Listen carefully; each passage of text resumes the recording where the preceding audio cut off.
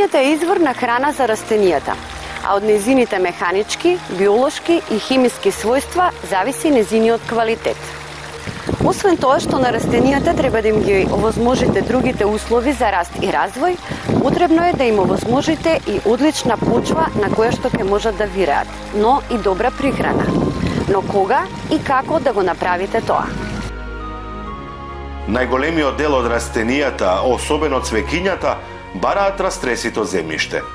Тоа задржува големо количество влага и воздух, што е исклучително полезно за микроорганизмите, кои се најголеми разнесувачи на хранливите материи во растенијата. Квалитетот на растреситата земја се добива со длабинска и површинска обработка на почвата, а хранливоста се подобрува со ѓубрење. Во периодот на раст и развој на стеблото и на листовите, растенијата имаат потреба од поголемо количество азот. Кога цветаат и раѓаат, бараат повеќе фосфор и калиум. Азотот им се додава на растенијата кога тие интензивно растат и се развиваат, најчесто напролет. Ако недостига овој елемент, растенијата доцнат со растот и развојот. Цветовите, плодовите и листовите се ситни или закржлавени. Исто така надземните делови на билките побавно се развиваат во однос на подземните. Фосфорот и се додава на почвата во текот на формирањето на цветовите и плодовите. Неговиот недостиг доведува до општа слабост и застој во растот на сите делови на растението. Листовите најчесто пожолтуваат по рабовите, а по кусо време и паѓаат. Калиумот и се додава на почвата заедно со фосфорот.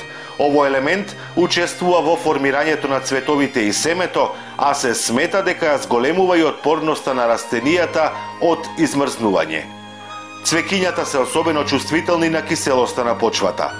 Хортензијата е вистински скенер на хемиските реакции што се одвиваат во земјата.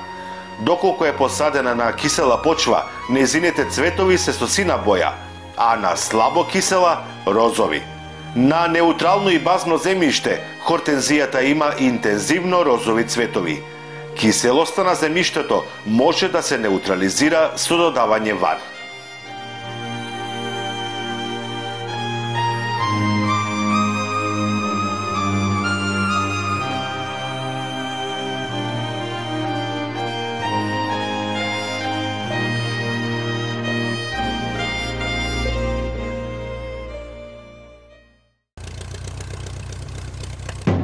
Гледај Гарден Клуб за доброто на твојата градина.